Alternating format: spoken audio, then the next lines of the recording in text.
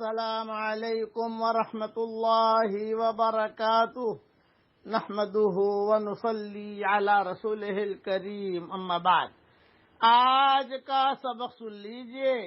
آج کے سبق کی سرخی ہے رمضان کی فضیلت، پارٹ نمبر 1۔ ایک بات یہ ذہن میں رکھیے کہ تھوڑا سا یہ سوچئے کہ ہماری زندگی میں کتنے رمضان آ گئے،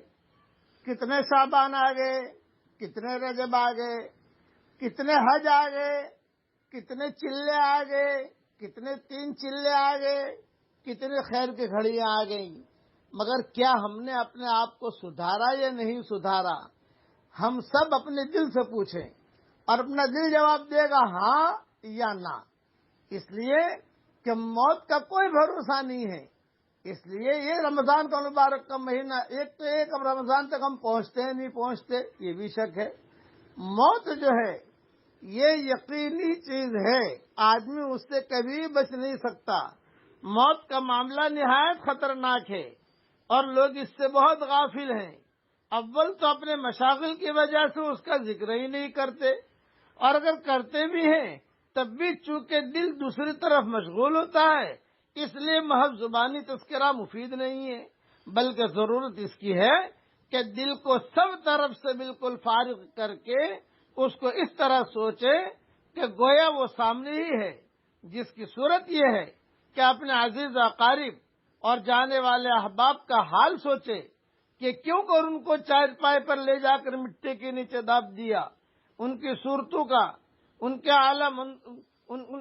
منصوبوں کا خیال کرے اور یہ غور کرے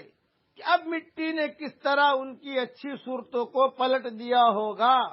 ان کے بدن کے ٹکڑے ٹکڑے الگ الگ ہو گئے ہوں گے، کس طرح بچوں کی یتیم بیوی کو،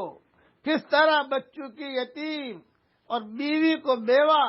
اور عزیز و اقارب کو روتا ہوا چھوڑ کر چل دیے، ان کے سامان، ان کے مال، ان کے کپڑے، ان کے موبائل، ان کی قیمتی انگوٹھیاں اور قیمتی سونے کے زیورات پڑے کے پڑے رہ گئے۔ یہی حشر ایک دن ہمارا بھی ہوگا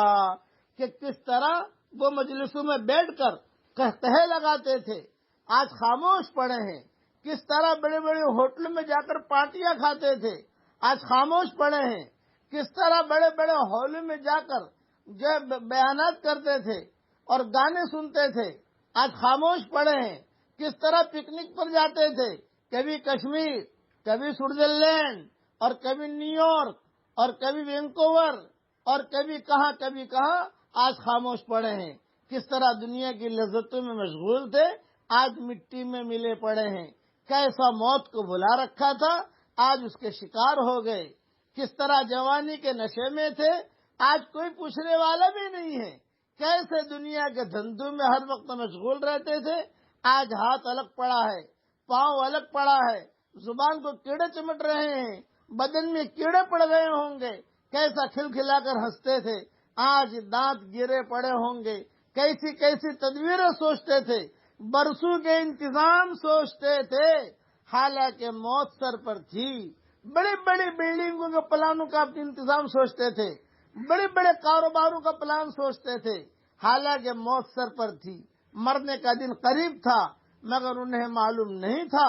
کہ آج رات کو میں نہیں رہوں گا۔ یہی حال ہمارا ہے، آج ہم انتظامات کر رہے ہیں، کل کی خبر نہیں، آگاہ اپنی موت سے کوئی بشر نہیں، سامان 100 برس کا ہے، کل کی خبر نہیں۔ اس لیے اب جو رمضان المبارک کا مہینہ آ رہا ہے اس کی قدر کرنے کا ابھی سے اہتمام کریں، ابھی سے اس کی تیاری کریں، ابھی سے جو ہے اس کا یعنی خوشیاں منائیں، بہت بڑا مہمان آ رہا ہے۔ اس لیے میں سبق رمضان کی فضیلت پر دے رہا ہوں۔ اللہ تعالیٰ ان جو باقی گھڑیاں رہ گئی ہیں ان کی بھی قدر کرنے کی توفیق عطا فرمائے، اور جو مبارک اور عظیم مہمان آ رہا ہے اللہ اس کی بھی قدر کرنے کی توفیق ہمیں عطا فرمائے۔ اب پڑھ لیجئے میرے ساتھ، اللہم انی